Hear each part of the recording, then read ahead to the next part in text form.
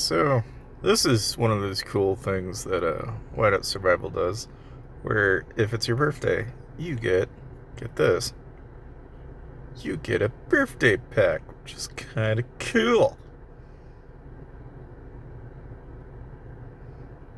So you get like this cool little thing. It's pretty neat. But of course, they give you 5,000 gems, and then, of course, you get this pack for $100, where so you have this option between 150,000 alloy, 1,500 polishing solution, 300 design plans, 350 charm designs or guides, 125 lucky hero chests, 140 essence stones, 70 freaking hero shards, or 600 fire crystals. So, I mean, yeah, it's quite a bit.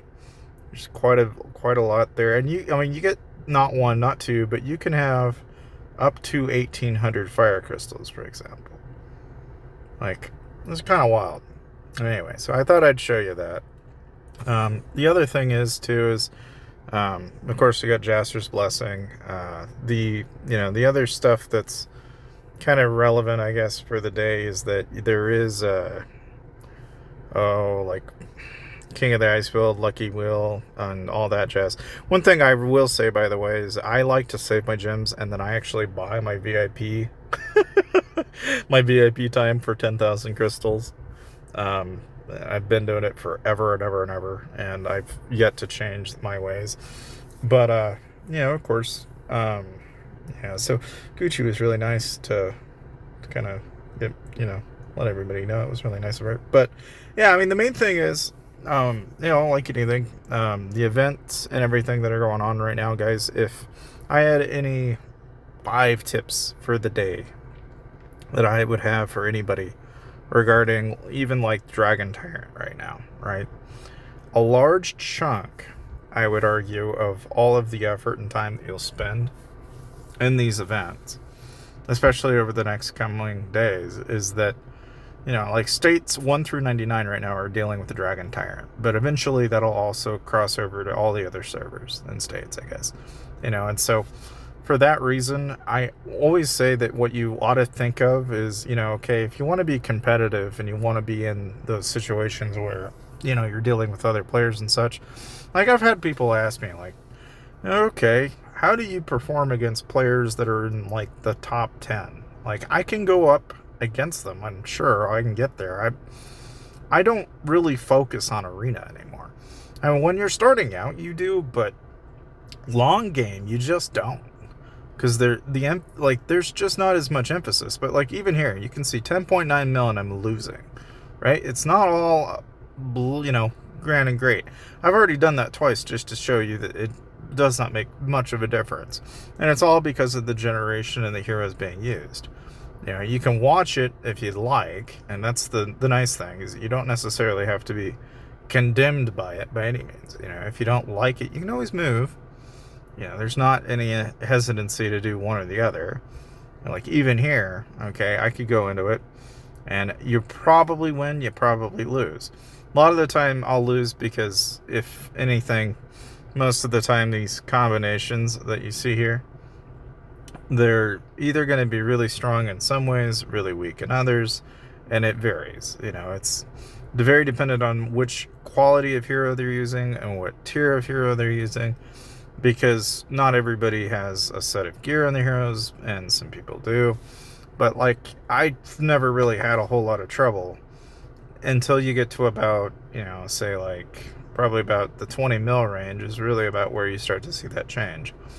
And again, you look at their gear, and it's like, they're semi-spec'd up, but you compare like people even the top 100, okay, they're kind of a master of none and a king of nothing. They just kind of have a mass mismatch of gear.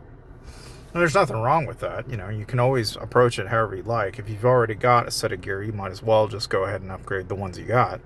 But the way I've always done it is I just upgrade the existing set of gear that I have on 3, so that I have 3 really decent sets on 3 heroes. And I may or may not be competitive inside of arena, but that's okay, because ultimately I'm going to have the best PvP set imaginable for that. Now, of course, I always super refine every day because I think that's just a given. I think you should be doing that just because you need it in order to upgrade your furnace anyway. And that's just kind of the way it goes. Otherwise, I don't know. I suppose the only other tip that I have is, I know I've been stressing this a lot lately, right? But it's like don't emphasize on T11s right away. I think what we ought to do really is wait until your furnace level cap releases and then get up to furnace 8. I think going to furnace 8 and then doing T11s later is probably a better idea. I mean, I'm just gaining that knowledge from having played as long as I have. It's just crazy difficult to go any one direction that would involve you going any further than where I've even gone. Like right now, if I want to upgrade this, I can. But again, I stress that if you are going to ever do any kind of upgrade, right, you always want to pop your builder's aid. And then you want to go over here to Chief's house and make sure you pop double time. And then, and only then, do you then decide to go and upgrade something like the furnace. Because you see how it was 7 days and now it's 6 days. It makes a huge difference in the amount of time that you save, and you will thank yourself for it. But yet, very many people do not do this and wind up wasting a lot of speeds and time that they could have used otherwise. Now, like Lucky Wheel is a really great opportunity to get, shards for, say, a hero that you don't already have. And you'll get like 3 opportunities usually to work on them.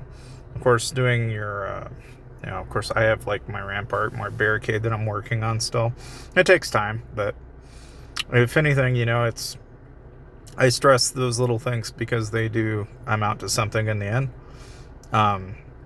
Outside of that, I mean, of course, another little tip that is helpful to know is, if you ever go into your furnace, make sure you've got max power on.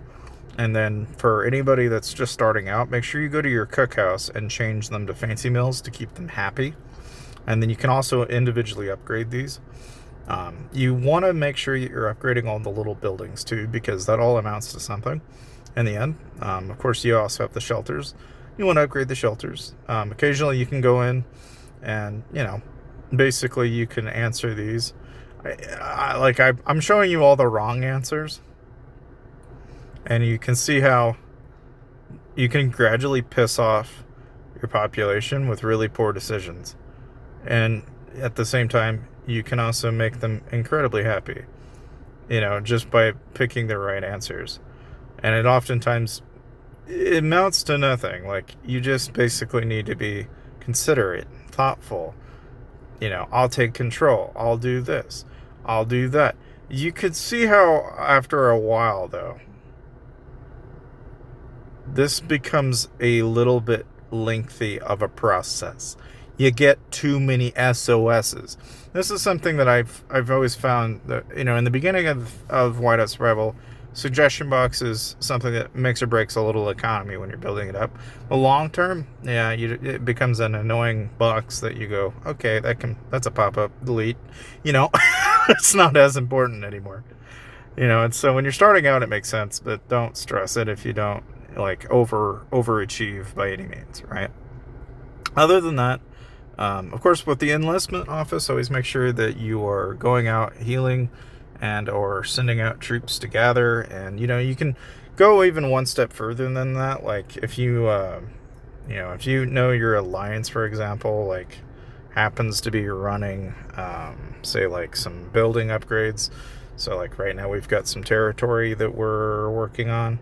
You can go out and send a single troop. You don't have to send the full thing. You don't want to send the full thing. And you probably don't want to send your best heroes either. Like, if anything, just send like a normal hero and then just send a single troop. And you're going to get all the benefits of having joined that and actually get all of the actual territory benefits that you're going to need to be able to basically give yourself that extra little bump and your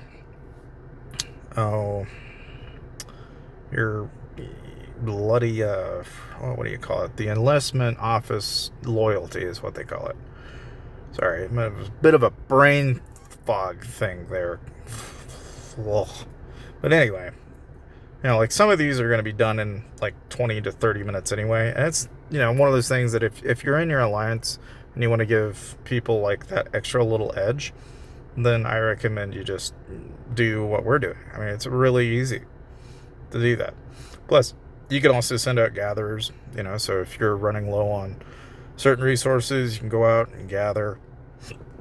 I do recommend you don't necessarily go strictly one type of resource, though, because you'll want to gain a little bit of extras, so that way you can grab some of your extra daily missions for having done that. But otherwise, that is pretty much the 3-ish tips I have for today for Whiteout Survival. But hopefully that was helpful for you guys, and I'll see you guys next time.